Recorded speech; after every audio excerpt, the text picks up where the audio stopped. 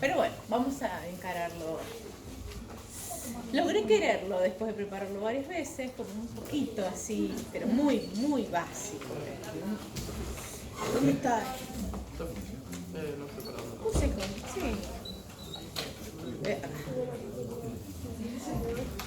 ¿Me lo habrá leído? Sí.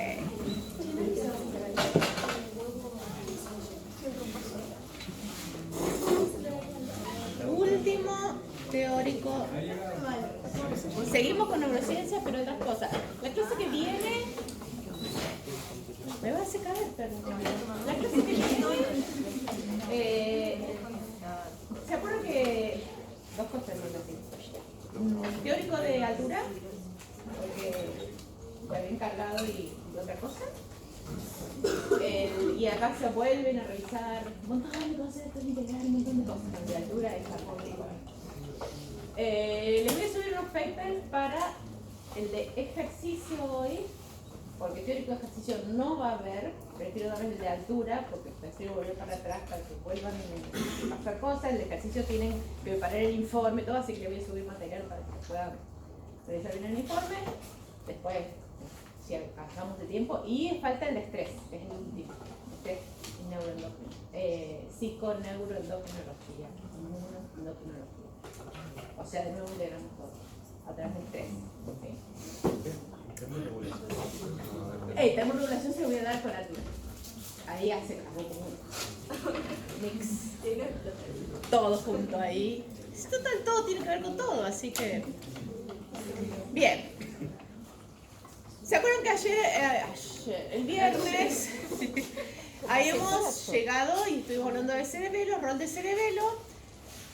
Y nos falta ver qué pasa con esa información o esa selección de ese plan motor, que ya ha sido corregido un poco por cerebelo, ¿sí? Y esa información cerebelosa vuelve o a la corteza o vuelve al tronco para terminar de coordinar la ejecución del movimiento. Pero toda esa información, obviamente, que pasa por una serie de estructuras más para lograr que esa ejecución del movimiento sea la más adecuada y eficiente. Obviamente que lo primero es la información motora cruda de ese plan motor, que es la que baja por la vía descendente, que llamamos directa, ¿sí? O sea que, ¿se acuerdan que ya habíamos visto que M1 va a recibir los inputs de M2, ¿sí? Que ya pasó todo, de las dos suplementaria y motora, que también de C1, ¿se acuerdan que habíamos visto que había la información propioceptiva, también está nutriendo a M1, ¿sí? Obviamente siguiendo la organización somatotópica. Y en menor proporción recibe tálamo motor, córtex prefrontal y parietal. O sea, básicamente M1 vuelve a recibir toda la información porque eso es milisegundo a milisegundo, ¿sí? Ahora, vamos a repasar entonces qué características tiene la corteza motora a diferencia de la corteza sensorial y de la corteza de asociación, que es algo que ustedes han visto en histología, ¿sí? ¿Se acuerdan que ya habíamos visto? Cuando hablábamos de la corteza primaria de asociación, a dónde principalmente, a qué capa cortical ingresaba la información, ¿sí? Que venía de las vías ascendentes. ¿Se acuerdan que ingresaba? Y fíjense que el tamaño de la capa donde ingresa, que es la capa 4. Fíjense si comparamos con la corteza motora primaria, fíjense el tamaño de la capa 4. O sea, tiene las mismas capas, pero de acorde a la función que cumple, ¿sí?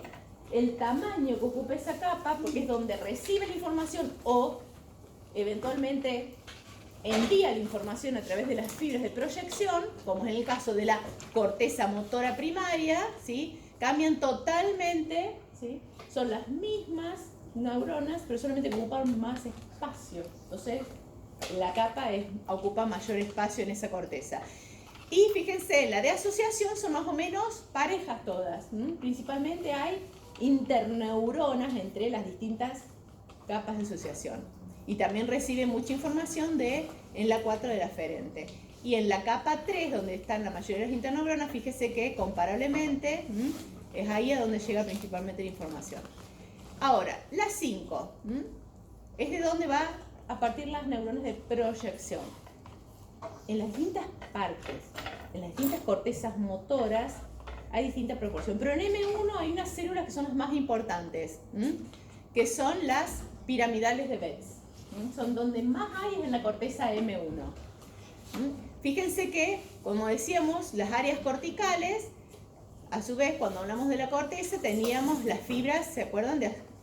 Entre ellas serían las interneuronas que conectan distintas áreas de la corteza, las que llegan las fibras, como en este caso las talámicas, y las de proyección. De las que estamos hablando es de las de proyección. Capa 5, corteza motora, M1 principalmente. Entonces acá las tenés. Son estas fibras de proyección que tienen una estructura particular, y si nosotros las comparamos con las otras capas, sabemos que estas neuronas piramidales eferentes son glutamatérgicas, o sea que a donde lleguen van a estimular.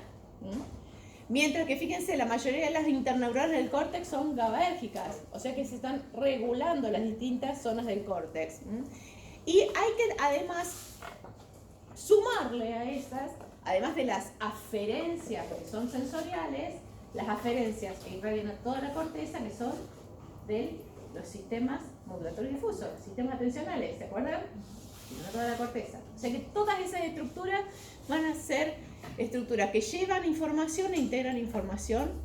Acá tenemos entonces cómo es la estructura de la de Betz. Grandes dendritas, axón.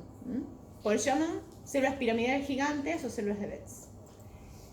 Entonces, sabemos que esa M1 tiene una copia del programa seleccionado, por lo tanto se van a ir estimulando los músculos que participan de ese programa motor.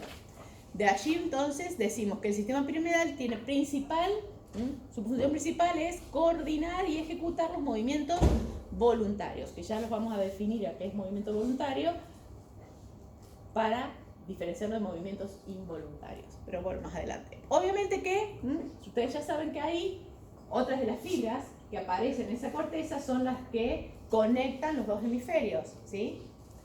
Y tiene importancia porque en general la información de un hemisferio puede, ¿sí?, pasar al otro, pero a su vez sabemos que en las vías que llevan la información generalmente se cruzan, ya lo vimos en las aferentes, también pasan las eferentes. En general, esos movimientos voluntarios que parten del sistema piramidal se van a ejecutar en forma contralateral, no todos.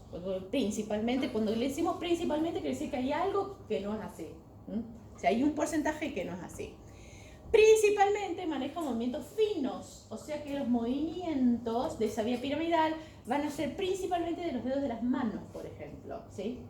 No de las manos, de los dedos de las manos, ¿sí?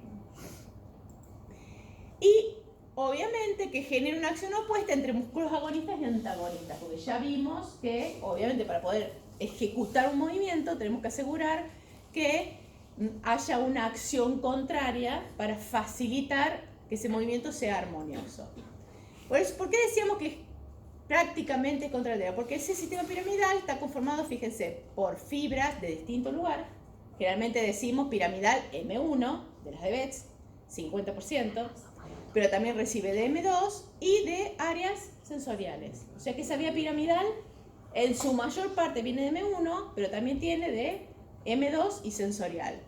Obviamente que mantiene la organización autotópica. O sea que fíjense que todo esto conforma el sistema piramidal. Pero ustedes ya saben por anatomía que el sistema piramidal tiene dos tractos. ¿Se acuerdan? En realidad 3. ¿Se acuerdan? ¿Cómo? Gracias. del córtico espinal. No, córtico espinal. Todo esto es córtico espinal. O piramidal, por eso el sistema piramidal, pero tiene 3 principalmente divisiones. Hay una que casi no la decimos porque es córtico ocular, porque los maneja los músculos de la cara, por eso nos lo olvidamos. Pero por otro lado tenemos otras 2 divisiones importantes, una cruza y otra no cruza, ¿se acuerdan? O sea que acá que tenemos, ¿sí? Si bien todas parten del mismo lugar, tenemos la diferencia en que lo que llamamos lateral, ¿sí?, y anterior. Entonces tenemos El córtico espinal lateral, que es el que llamamos cruzado, es este, el que cruza, decusa prácticamente el 90%, por eso decíamos, se ejecuta en el lado contralateral, y es el que no está totalmente desarrollado en el nacimiento. Este es el que se va terminando de melinizar a medida que avanza la ontogenia. Y el ventral, o anterior, que es este, es la parte de los haces que partieron y que, ¿sí?, no decusan, por eso se llama directo y es ipsilateral. Decusa solamente cuando, ven acá, hace todo el recorrido ipsilateral y decusa ¿dónde? En el segmento donde va a ejecutar su acción. Uy, perdón. Recuerden que este sistema va a tener inervación sobre las motoneuronas alfa y también sobre las gamma. ¿Se acuerdan que ya hablamos de la importancia de la coactivación alfa-gamma para que ese sensor sea reseteado y se pueda mandar constantemente información propioceptiva? Entonces, nosotros si vemos, este es el recorrido, acá tenemos todos los circuitos, este es el principal recorrido, ¿ven? Acá está ampliado, acá ¿qué tenemos? Que tenemos que hay una colateral y otra colateral. Esto como una super simplificación, hay 10.000 colaterales posiblemente, pero vamos a hablar de dos importantes. Fíjense que acá que tenemos, esto es una motoneurona, ¿sí? Y acá que tenemos una interneurona. O sea que no es solamente la motoneurona alfa, la motoneurona gamma, sino que también hay interneuronas que son estimuladas por esta vía córtico-espinal. O sea que hay tres muy importantes. Cuando lo vemos de cerca esto, fíjense que tenemos, acá tenemos el ejemplo del reflejo miotático. ¿De acuerdo? Muy importante que teníamos la IA, que ingresa, esto es lo que va a llevar la información propioceptiva, acá va a colaborar con desencadenar el reflejo, y ¿qué dijimos? Que ese reflejo era modulado por vías descendentes, ¿sí? Fíjense que acá que tenemos motoneurona alfa, entonces tenemos la vía descendente que estimula esa motoneurona alfa, pero fíjense que acá aparece que la colateral estimula a una interneurona que inhibe a la motoneurona alfa. ¿Sí? O sea que está controlando que no se exceda. Es como la acción sobre esa motoneurona alfa. O sea que, y después nos tenemos, bueno, que acordar que también pasa eso sobre la motoneurona gamma. Estas interneuronas que tenemos acá, ¿sí? Esa interneurona inhibitoria que puede liberar GABA o glicina, nosotros ya lo hemos nombrado la otra vez, ¿sí? Porque también es estimulada por una colateral de la misma motoneurona alfa, ¿sí? Y son las de Renshaw, que tienen un montón de funciones también en la médula. Es un sistema importante medular de control. Siempre es inhibitoria, pero puede liberar GABA o glicina. Entonces vamos a tener el cruzado, que era la mayor parte del sistema, ¿se acuerdan? El 90% que decusa, ¿sí?, en las pirámides, por eso es piramidal, y que inerva, fíjense, principalmente motoneuronas, tanto alfa como gamma, como interneuronas, que están en los segmentos que manejan los músculos distales para los movimientos finos. O sea que es ese que realmente hace la función que nosotros le decimos sistema directo, piramidal, ¿sí? Es ese, movimientos finos de músculos distales, principalmente dedos de las manos, ¿sí? Y el directo, ¿sí?, fíjense que inerva también motoneuronas, pero de músculos proximales del tronco y de las extremidades inferiores para el control de la postura. O sea que fíjense que tienen dos funciones que se separan un poquito. Uno es principalmente músculos distales y la otra tronco y proximales para la postura. Y acá faltaba el tercero, que siempre nos olvidamos, que es el córtico vulvar, que es el que dirige los músculos de la cabeza y del cuello. Expresión facial, masticación, deglución, producción de sonido, es córtico vulvar. No es ni el directo, ni el cruzado. Entonces fíjense acá que tenemos. Tenemos un ejemplo de un movimiento voluntario, que es, por ejemplo, subir una escalera. Fíjense que ese movimiento voluntario se está haciendo a través de ¿qué? Del control de motoneuronas alfa y gamma, que son las mismas que participan de ¿qué reflejo? Y el flexor. ¿Sí? O sea, manejando agonistas y antagonistas en forma contraria. Entonces, ¿qué tenemos acá? las vías corticales que van a terminar influyendo. Y acá tenemos motoneurona alfa, motoneurona gamma, que regula principalmente, en este caso, para mantener ¿qué cosa? La flexión de la rodilla. ¿Qué hacen? Aumenta acá. Al aumentar la descarga gamma, ¿qué está haciendo? ¿Aumentando qué cosa? El tono. Y acá, en este caso, ¿qué hace? A través de la motoneurona alfa, pero fíjense que acá hay una neurona inhibitoria, interneurona inhibitoria. ¿Qué está haciendo? Disminuyendo el tono del músculo antagonista para realizar esa acción. Todo es el córtico espinal. O sea, la información básica para ese movimiento la da el córtico espinal. Esto sería justamente un movimiento voluntario de flexión de la rodilla.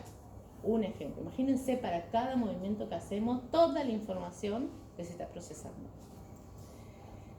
¿Profe? Sí. ¿Cuándo le tenemos? Sí. La neurona azul que está allá no es parte de la ¿Esta? IA? Sí. Esta sí es la IA.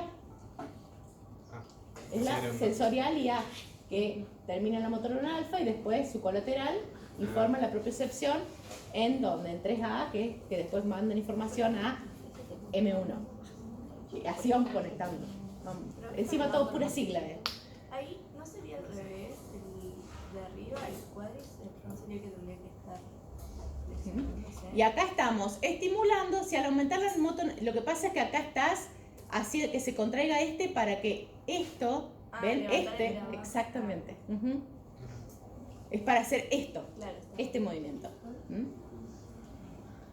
Ahora, toda esa información que viene de M1, ¿sí? Ya vimos que también había vías, ¿se acuerdan de la clase pasada? Que desde la corteza informaba este mismo plan motor a otras estructuras subcorticales, ¿sí? Que no hablamos de los ganglios de la base, porque los ganglios de la base ya participaron en la selección, ¿sí? Porque partía de M2 la información, ganglio de la base, volvía a M2 y de M2 seleccionado iba a M1, pero de M1, además de informar cada motoneurona alfa que participa, informa estas otras estructuras subcorticales que son las que llamamos sistema extrapiramidal. ¿Por qué viene la cuestión? Porque pareciera cuando uno ve eso, que es generalmente lo que dice el sistema extrapiramidal, parece que la información apareciera en el rubro espinal, así como apareció la información motora mágicamente en el rubro espinal. Porque sí, la vía extrapiramidal es rubro espinal, pero la información que llega al núcleo rojo viene de la corteza, de los ganglios de la base, del cerebelo, ¿se entiende? Entonces no se olviden de eso, porque es una parte fundamental para entender cómo funciona. Si nosotros tenemos en la cabeza que el rubro espinal, mágicamente la información aparece en el núcleo rojo, ¿cómo cerramos? Son circuitos. Pero anatómicamente se llama sistema extrapiramidal. Fíjense a qué, a todos estos, todas estas vías que son subcorticales. ¿Proyectan a dónde? A circuitos espinales, termina proyectando. Nuevamente a la médula, o sea que esa médula, además de recibir la información de la corteza, recibe la información procesada de todos estos núcleos subcorticales. ¿Para qué? Para control de la postura y de los movimientos involuntarios automáticos y de ajuste. ¿Sí? Todo eso. Uy, perdón. Entonces, los 4 principales, porque hay otros Olivar y otros, pero los 4 principales, ¿cuáles son? Rubro espinal, retículo espinal, vestíbulo espinal y tecto espinal. ¿Sí? Esos 4 son los que principalmente nos vamos a enfocar. Que acá están. Rubro espinal, que es este. Vestíbulo espinal, ¿sí? Retículo espinal y el tecto espinal, que en esta no figura, pero es porque principalmente regula el movimiento de los ojos, ¿sí? Para mover la cabeza.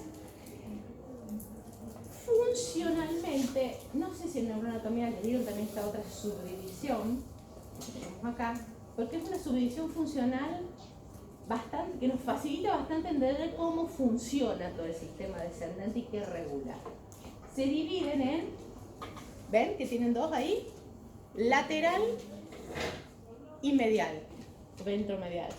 Sistema lateral, fíjense que tenemos dentro del sistema lateral, que es este que está separado por naranja. córtico espinal y rubro espinal. ¿Sí?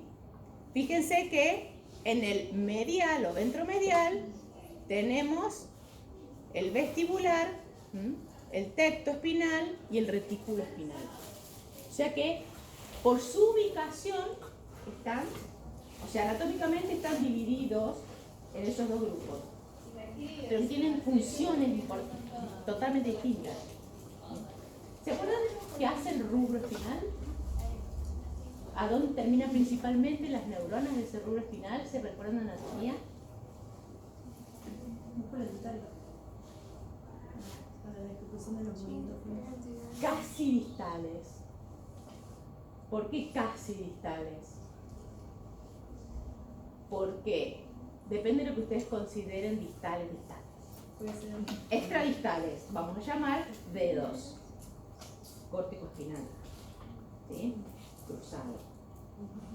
Mano, rubro espinal, antebrazo.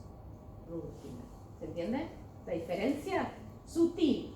Chicos, esto es como una división así, súper tajante, como para que más o menos podamos entender. Después hay neuronas que van y vienen para todos lados del sistema nervioso.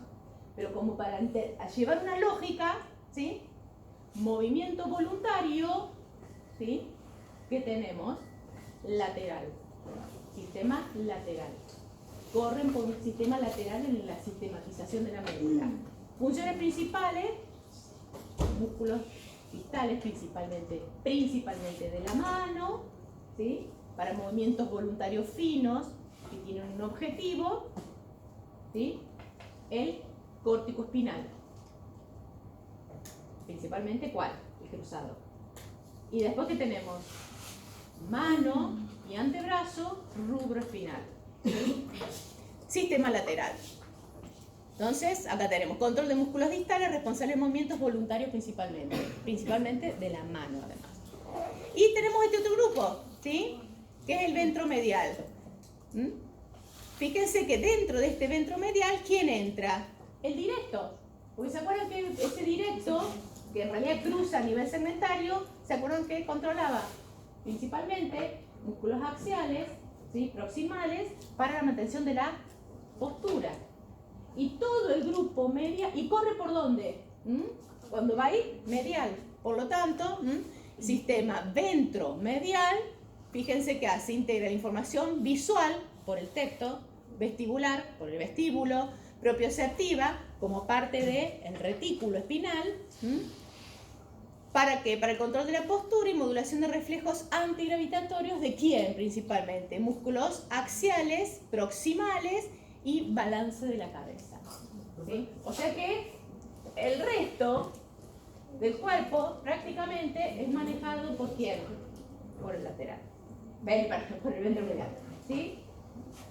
Como para que ustedes lo hagan como una gran superdivisión.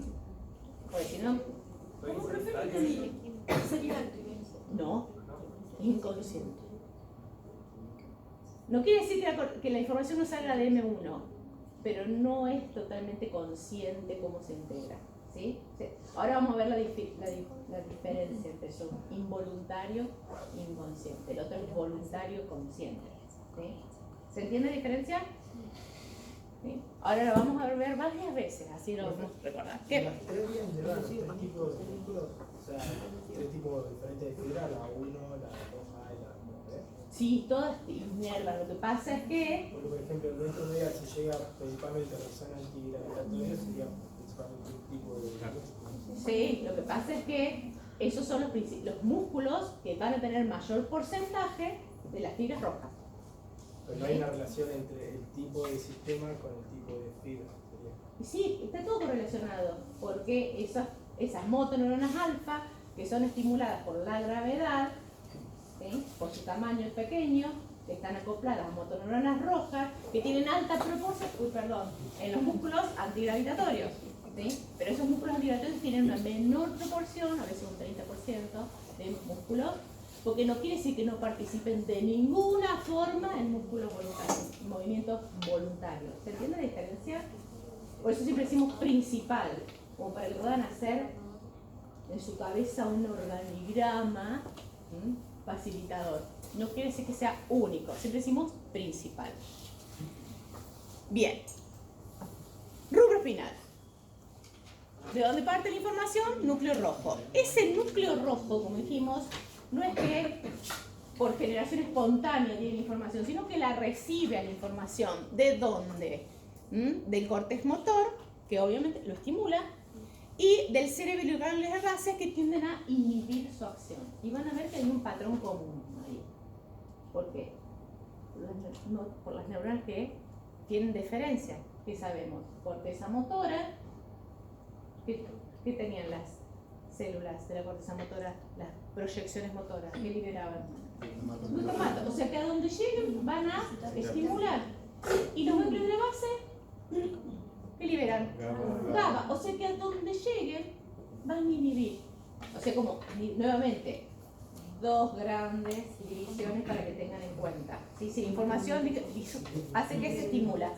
Lo que tienen que tener en cuenta que paralelamente, ¿qué está pasando? Le está llegando información a M1 que pasó por los ganglios de la base, pero esa activación de los ganglios de la base está mandando información paralelamente ¿a quién? A los núcleos subcorticales, que está modulando inhibitoriamente su acción, pero en el fondo va a terminar facilitando la ejecución. Eso ya les está diciendo que muchos de esos núcleos, ¿qué hacen? Si es necesario que los ganglios de la base y el cerebelo los modulen inhibitoriamente, ¿qué quiere decir? Que regulan aumentando el tono de los músculos que no participan en el movimiento. ¿Y qué hacen? Disminuyen el tono de los músculos que participan en el movimiento para que se pueda ejecutar adecuadamente el movimiento. Dos. ¿Sí? Después hacemos la sumatoria y le vamos a decir, esto hace la suma, porque ahí se nos complica, porque hay dos grupos. Porque siempre va a haber dos grupos que se están contrarrestando cuando hablamos de músculos flexores y extensores. ¿Sí? Siempre están en competencia. Entonces depende del movimiento que hacemos, estimulamos en general los flexores para el movimiento de las manos, porque no hacemos esto, sino que con el movimiento de las manos, el movimiento de extensión es flexor principalmente, ¿sí? No es extensor. ¿Sí? Entonces ya ahí se les dice, si el córtico espinal maneja los músculos distales de los dedos, principalmente su acción va a ser estimular ¿a quién? A la motoneurona alfa y ¿a quién? Que aumenta el tono de los flexores, de las motoneuronas gamma, de los músculos flexores. ¿Se entiende? Porque si lo van a aprender de memoria, van a derrapar. Es imposible aprender esto de memoria. Tienen que ir razonándolo. ¿Se entiende? ¿Sí? Pensando, buscar un ejemplo y razonarlo. ¿Ah? Entonces. ¿Las modulaciones son siempre a nivel presináptico? ¿Cómo? ¿Las modulaciones son siempre a nivel presináptico? Depende. Acá decimos modula la acción porque es una sumatoria de un montón de información. No es la única que le está llegando. Todo esto llega a la motoneurona alfa, que también le está llegando de la corteza. ¿Sí? O sea que es la sumatoria, por eso ya vamos a ver que siempre hay que considerar eso. Entonces tenemos la vía que parte del núcleo rojo, pero sabemos que ese núcleo rojo, fíjense que recibe información cortical del cerebelo y de los ganglios de la base. La vía principalmente es contralateral, controla parte inferior de las extremidades, músculos de las manos principalmente, por eso no quiere decir que sea lo único, pero principalmente músculos de las manos. Y es importante para el movimiento de antebrazos y manos, no de los dedos, porque es el otro que hace el de los dedos, independientemente del tronco. ¿Se entiende? ¿Les queda el grupito lateral? ¿Sí? Bien. Retículo espinal. Y acá se hace un lío. Porque hay dos retículos espinales que tienen efectos contrarios sobre los músculos flexores y extensores. Entonces ahí ya se empieza a complicar. Fíjense, obviamente núcleos reticulares continuos, obviamente les digo, para núcleos reticulares de 20 millones, ya vimos un montón. Hablamos de formación reticular ya varias veces, hablando de casi todas las funciones del sistema nervioso aparecen los núcleos reticulares, porque es una conjunción de núcleos que liberan un montón de neurotransmisores distintos y que cumplen funciones distintas. Cuando hablamos del SARA, también hablamos de algunos núcleos reticulares, o sea, también ahí. Estos son específicamente que participan del control motor. Núcleos reticulares pontino y bulbar. Pontino y bulbar. La mayor parte, obviamente, que reciben información. ¿De dónde reciben información? De la corteza, que lo estimula. Propiocepción espinal. Hay vías espinoreticulares que llevan la información espinal. Cerebelo y ganglios basales que tienden a inhibir su acción. O sea que para que realmente ejecute, o sea, esos núcleos que estén activados, tiene que recibir la información de la corteza, la información propioceptiva, y a su vez es modulada inhibitoriamente por ganglios de la base y cerebelo. Entonces, acá que tenemos las vías del córtex, principalmente motor, fíjense que van a estimular a los dos, tanto a los pontinos como a los bulbares. Y obviamente vamos a ir a ver a dónde van cada uno de ellos después de un rato. Perdón. Regulan principalmente sensibilidad de flexores y extensores de piernas para la marcha. Entonces ahí ya dividimos. Pasamos de modular principalmente, ¿sí?, los brazos, antebrazos, los reticuloespinales, principalmente músculos que regulan la marcha, ¿sí?, flexores y extensores. No quiere decir que únicamente, principalmente, como para que lo encuentren un link como para razonarlo. Fíjense, si se fijan acá, tenemos las vías, fíjense que dijimos ipsilaterales, ¿ven? Que tenemos acá los dos, el pontino, bulbar, que recorren por esta zona y emergen en el segmento que están regulando. Principalmente segmentos que tienen que ver con la regulación de miembros inferiores para la marcha. Entonces, cuando tenemos los retículos espinales, acá tenemos este que está acá arriba, es el rubro espinal, y este que está acá abajo, está representado los dos reticulares. Ahora, si ustedes ven, ¿qué tenemos acá? Pequeñas diferencias. Decimos retículos espinales, pero hay pequeñas diferencias entre los dos subgrupos.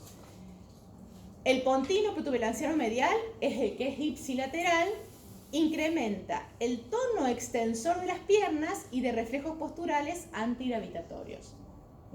O sea que nos mantiene principalmente erguido. Y el espinal, retículo espinal bulbarolateral, es bilateral, o sea que cruza al llegar al segmento y facilita el tono flexor de las piernas, ¿sí? O sea que uno facilita el extensor y otro facilita el flexor. Por eso la conjunción de la actividad de ambos es lo que facilita la marcha. ¿Ah? Bien. Uy, este me olvidé de moverlo. Bueno, ahora vamos a ver. El vestíbulo espinal. También. Dos vestíbulos espinales. ¿Sí? Pero este es más fácil. ¿Por qué?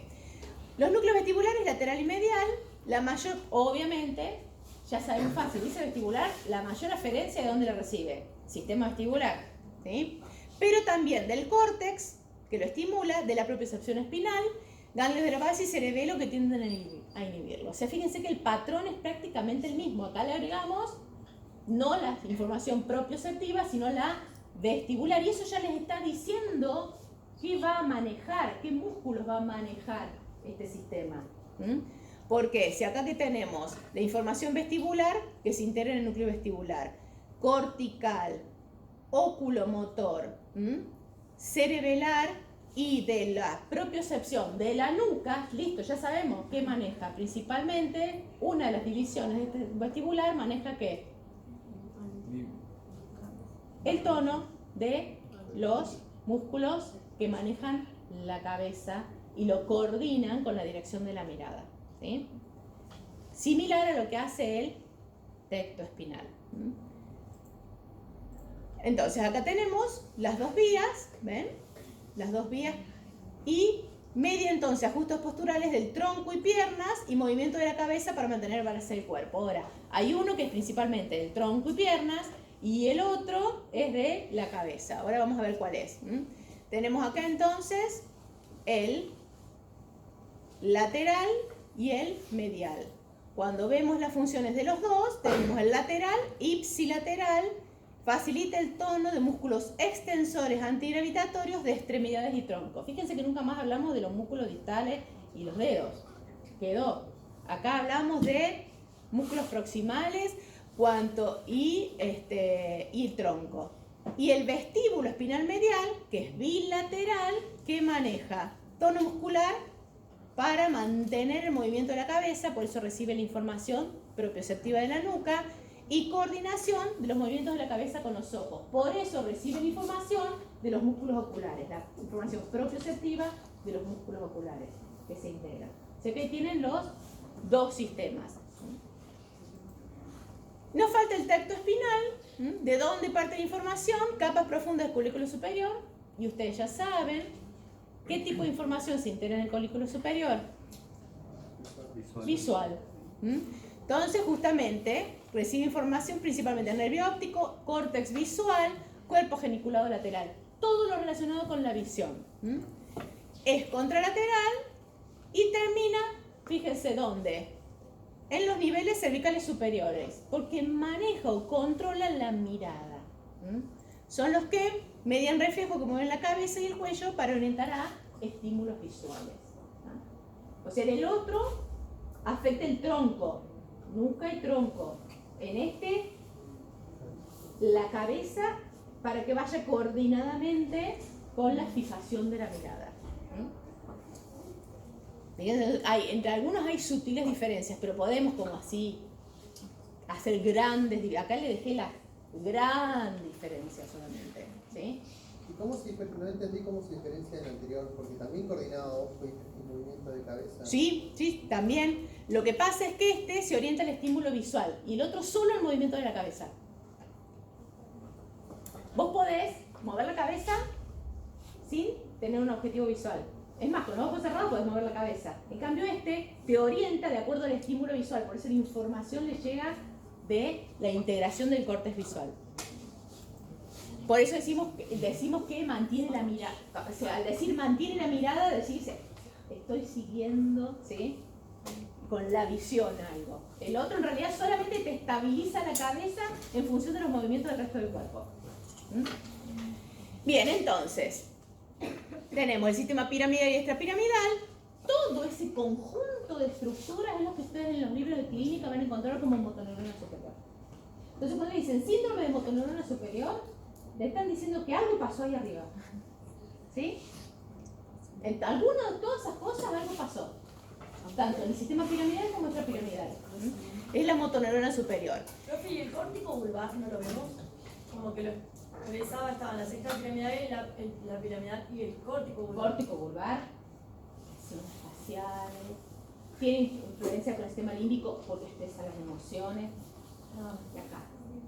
Bueno. Es más, te pones botox, no tiene función. ¿Qué pasó? Bien.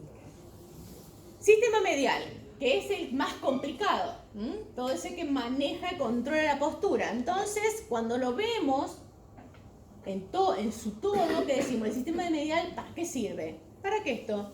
Para asegurar la tensión suficiente, o sea, el tono suficiente en los segmentos axiales y proximales, ¿sí?, que permiten el soporte de los segmentos distales, que son los que nos importan para el movimiento voluntario que tiende a un objetivo, que es principalmente en nosotros. Bípedos son los movimientos de prevención de las manos, ¿sí? Por eso fíjense que evolucionó hacia todo eso.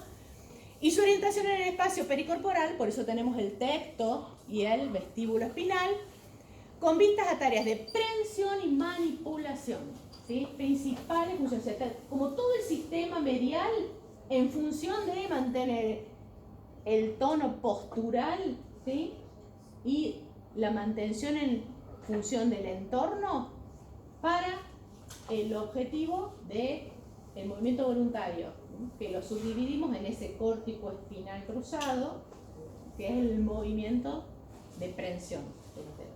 ¿Se entiende?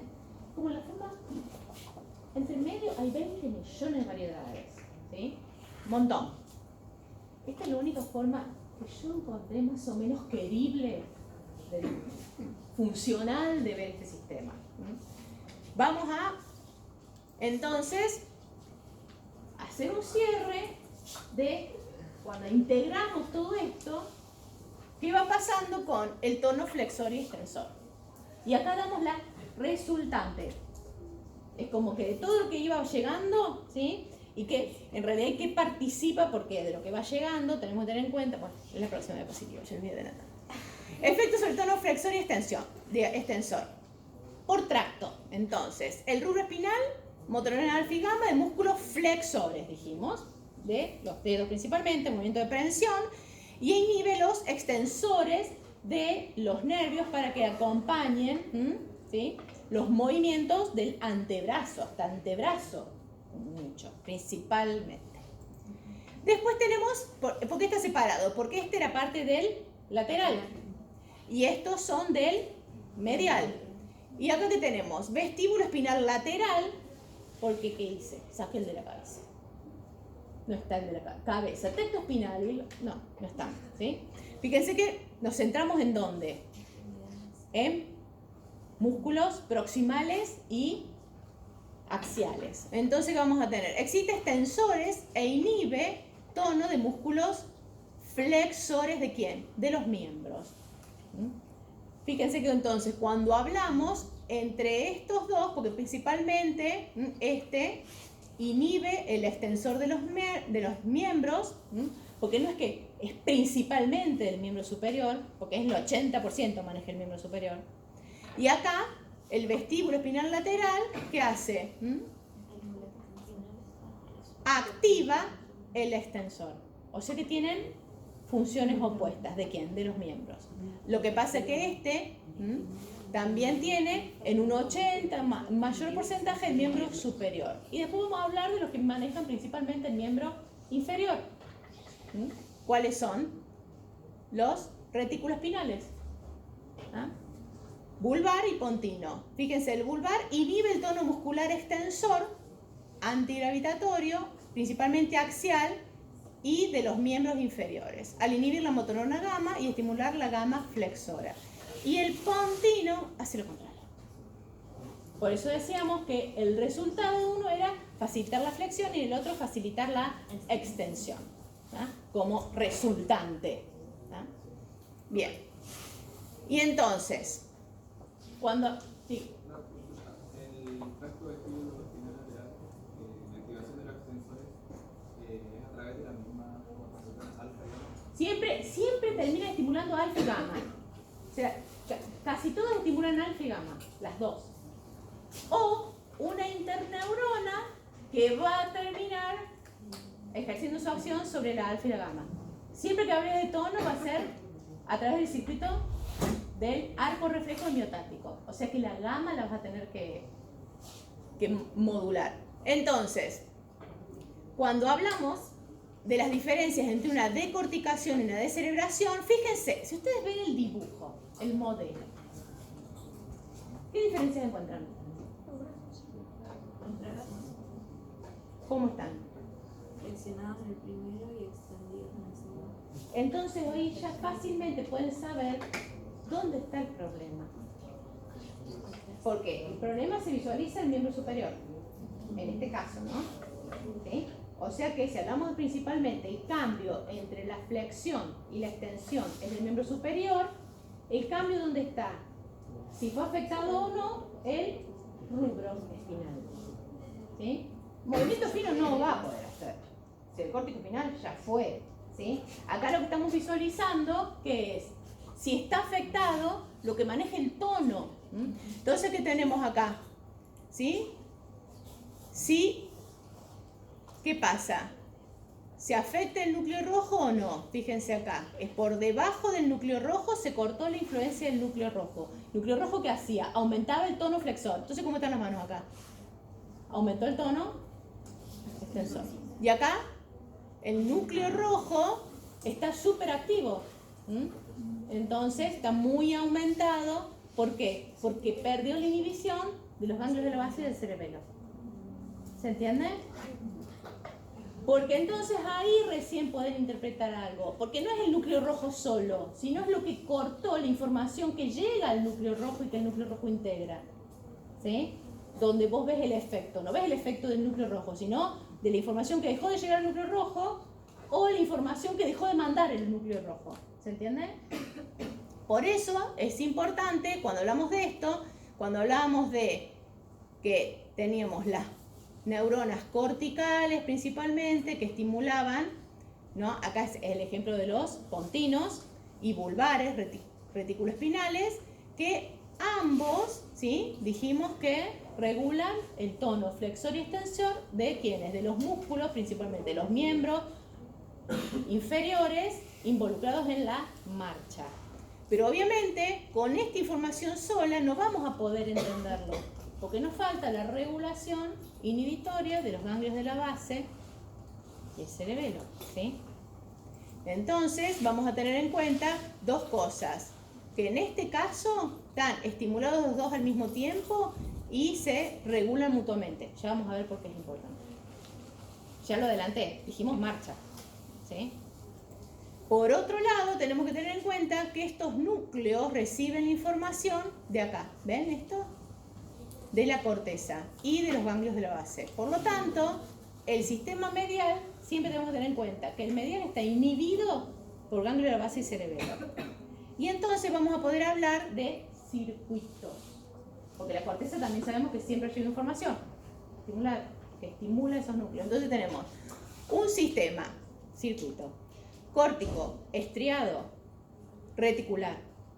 O sea, de la corteza pasó a los ganglios de la base, pero de los ganglios de la base llegó ¿a dónde? Al sistema reticular.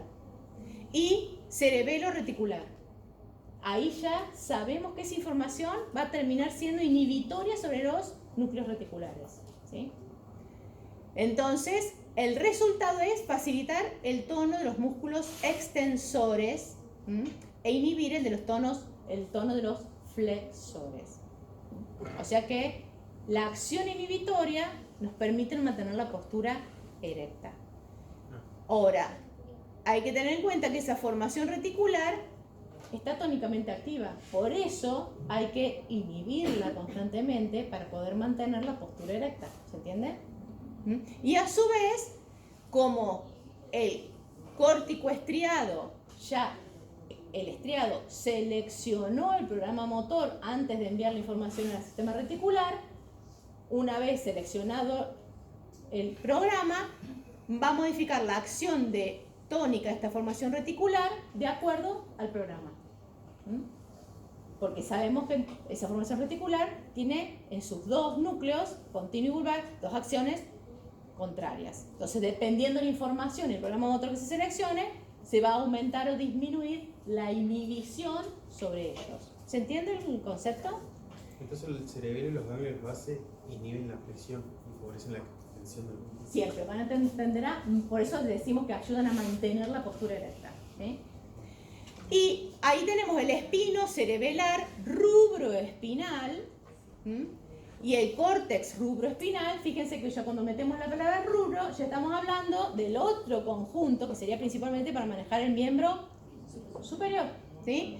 Información espinal que es procesada en el cerebelo y modula inhibitoriamente, ¿qué cosa? El tono flexor, porque sabemos que el rubro, ¿qué hace? Aumenta el tono flexor. Entonces en este caso lo que se está inhibiendo es el tono flexor para poder llevar a cabo el movimiento voluntario de esos que tienden a la manipulación de objetos. ¿Ah? Entonces fíjense que si lo vemos por sistema y vemos todo el sistema en su conjunto, podemos entender la función última de cada una de estas vías. Profe, ¿solamente modula el movimiento o la fuerza también, como ustedes Sí, ya vamos a ver cómo modula la fuerza. Es que para hacer un movimiento que es tendiente a un objetivo, tenés que, primero, después de que en el campo visual tuviste el objetivo, caminar hacia ese objetivo, modular las miembros inferiores, y agarrás el objetivo, ¿sí? O sea que tenés que establecer la dirección en la que se va a mover esto, y con la fuerza que se va a mover esto y la velocidad que se va a mover esto, todo eso. La dirección y la fuerza y la velocidad la establece la corteza motora por el córtico espinal sobre las motoneuronas alfa directamente de los músculos que se van a mover en los pteridos. Todo el resto se coordina, ya le queda la comunidad positiva, se coordina desde la corteza M1 que baja, pero a su vez es modulada por la información que se procesó en el ganglio basal del cerebelo y bajan paralelas juntas, porque al final los músculos son los mismos y las motoneuronas alfa y gamma son las mismas, pero integran toda la información.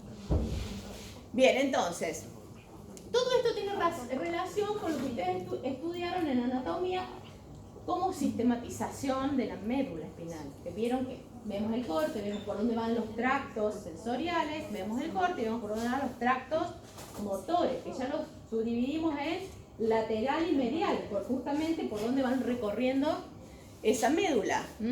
Ahora, esa organización también nos permite ver otra cosa, como una aplicación funcional. También en esa médula tenemos que está organizada somatotópicamente. Y tenemos en este caso, estamos observando un corte medular de segmentos que regulan el movimiento del miembro superior. Podría ser una pierna la que está dibujada. Serían los segmentos que tienen que ver con el miembro inferior. Y acá que tenemos sistema lateral. Y acá que tenemos, esto es violetita, sería por donde recorre el sistema medial, como sistema, ¿sí? Y fíjense que por la ubicación somatotópica de los músculos del miembro, fíjense que el sistema lateral, que es el encargado de los movimientos finos, está muy cerca de la ubicación somatotópica de los músculos, de las motoneuronas alfa que regulan los músculos de los dedos. ¿Se entiende? Ustedes tienen que hacer lo mismo que hago yo. Se ponen así. Y acá arriba se imaginan un núcleo por donde sale la neurona que va a estimular las motoneuronas alfa, que van a, porque acá está regulando, necesito varios. Llegó la que viene de arriba, información del rubro espinal y del córtico espinal, ¿sí? Entonces la información lateral va a ir a mover antebrazo y músculos distales. En la ubicación somatotópica en la médula, las motoneuronas alfa que regulan estos músculos están cerca de donde aparecen en la médula las terminales de ese sistema lateral. En cambio, las otras dieron la vuelta y aparecen acá del sistema medial. ¿Qué me van a manejar? Proximal y axial, ¿sí? ¿Para qué? Para poder terminar de mover ese miembro. Por lo tanto, esa distribución somatotópica de los músculos está íntimamente ligada ¿a qué? A la distribución del sistema que regula el movimiento de esos músculos. Pero a su vez, ¿ven que acá dice flexor extensor? ¿Ven? A su vez, tenemos una distribución, ¿sí? ¿Ven acá? Estos serían músculos flexores, estos serían músculos extensores, ¿sí? ¿Ven? Están distribuidos también los músculos flexores y extensores de forma tal que también están más ligados porque el sistema lateral, ¿qué estimulaba principalmente? ¿El tono de cuáles? De los flexores. Y el sistema medial estimula principalmente el tono de los extensores. No sé, pónganse esa y les resume todo. ¿Sí? Ese dibujito lo resume todo. Ese. Si lo pueden interpretar. ¿Sí? Entonces, después tienen que saber cuáles son las mediales, cuáles son las laterales, pero si, ahí tienen mucha información. Es un modelo que le da mucha información de cómo interpretar cómo funciona el sistema. Entonces, las flexoras son más laterales y las extensoras son más mediales y los músculos proximales son más dorsales y los distales son más ventrales. O sea que tienen relación con ¿qué? Con el sistema lateral y con el sistema ventromedial. ¿Sí? Mantienen una relación estructural con las funciones principales de las vías. O sea que tenemos la relación. Le puse ese que es el más sencillo. Después hay otros donde realmente tienen cada musculito, cada dedito puesto, que es el extensor, donde está el flexor, porque están puestos así en realidad. No sé si se entiende, ¿sí? Bien, entonces, hoy avancé un montón. Entonces, para que el movimiento sea correctamente ejecutado, vimos varias cosas hoy. Modularse el tono de los músculos que participan. Primero, obviamente que la información corticoespinal, ¿sí?, va a ir, fíjense que es amarilla, porque siempre va a terminar estimulando a los músculos que están participando. Y fíjense que va a ir a los ganglios de la base que vuelven información al córtex, pero también ¿qué está haciendo? Generando vías eferentes GABAérgicas que inhiben a los subcorticales y que van a terminar inhibiendo o regulando, porque no siempre inhiben, la formación reticular. Entonces, a través de la formación reticular, fíjense lo que va a pasar cuando estamos modulando el tono de los músculos que participan. En ese movimiento, si hablamos del córtico espinal cruzado, de los dedos estamos hablando, ¿sí? Profe, y si no está la espinotalámica, no pasa nada. ¿Qué? O sea, si no llega a estar, las demás vías pueden... No, están todas juntas. Todas funcionan juntas. Acá las separamos como para poder estudiarlo por separado. Pero todo, porque el movimiento, está bien, podés estar acostado, todo el movimiento en reposo, y si solamente movés los dedos para dar vuelta al celular para que deje de sonar, o sea, así, ¿qué estás haciendo? Si es córtico espinal, rubro espinal. Porque el miembro inferior, el tronco, está casi en estado de inmovilidad en la cama. ¿Se entiende? Pero no, en el día, en el resto del día, en general, es completo. O sea, vas a estar estimulando todo, porque yo que estoy moviendo las manos, haciendo movimiento con los dedos, estoy caminando, o sea, estoy activando todos los sistemas y se van a estar complementariamente excitando e inhibiendo para favorecer, ya sea la marcha o el movimiento de los dedos. Básicamente sería eso, como dos grandes divisiones. Entonces, pero acá es importante, cuando hablamos de formación reticular, ¿sí?, que van a activar movimientos, principalmente de miembros inferiores involucrados en la locomoción en la marcha, que acá están, que esa formación reticular, ¿sí?, va a actuar principalmente sobre lo que se denomina CPG. ¿Qué son los CPG? Para la locomoción, patrones generadores centrales. ¿Que dónde se ubican? En la médula. O sea, en la médula ya tiene un montón de circuitos establecidos que no son más ni menos, con varias neuronas más, pero que prácticamente son, cuando hablamos de locomoción y marcha, los circuitos del reflejo flexor y de inervación cruzada de ese mismo flexor y de extensión cruzada que pasó en mi médula, que van a estar activados por la formación reticular para la marcha, activando alternativamente el aumento del tono flexor y el aumento del tono extensor, depende el miembro que se está moviendo. Pero para que todo eso se ejecute hay patrones generadores centrales. Entonces tenemos que definir qué es la marcha, ¿sí? ¿Qué es la marcha? Movimiento automático, ¿sí? Si bien el objetivo lo establece el programa motor cortical, cuando se activa el programa a través de esos patrones generadores centrales, la marcha en sí misma es un movimiento automático. ¿Se entiende? No estamos pensando cada paso, cada información positiva de cada cosa. Esto lo hacemos, ¿no? Se desencadenó. El objetivo está allá y se desencadena el programa marcha. ¿Eso es lo inconsciente? Ese es inconsciente. Un programa automático inconsciente. Pero obviamente que requiere la activación y la regulación de los circuitos oscilatorios que están en esa médula. ¿Desde dónde? De los sistemas supraespinales. O sea, necesita la orden, volvamos acá, necesita la orden de la corteza que dice activar el programa marcha lenta, por ejemplo, que depende del objetivo, o marcha rápida, si va a correr, entre comillas, chicos, ¿no? Como para que ejemplifiquen los programas motores, ¿sí? Y obviamente, fíjense que acá hay una colateral, ¿sí?, que estimula, le manda la información a la formación reticular, el córtico reticular. Pero a su vez esa información que le está llegando a la corteza reticular, que es el programa marcha lenta, necesita la regulación de los ganglios de la base que hacen, bueno, pero es marcha lenta. Entonces vamos a inhibir más y vamos a inhibir menos este. ¿Se entiende?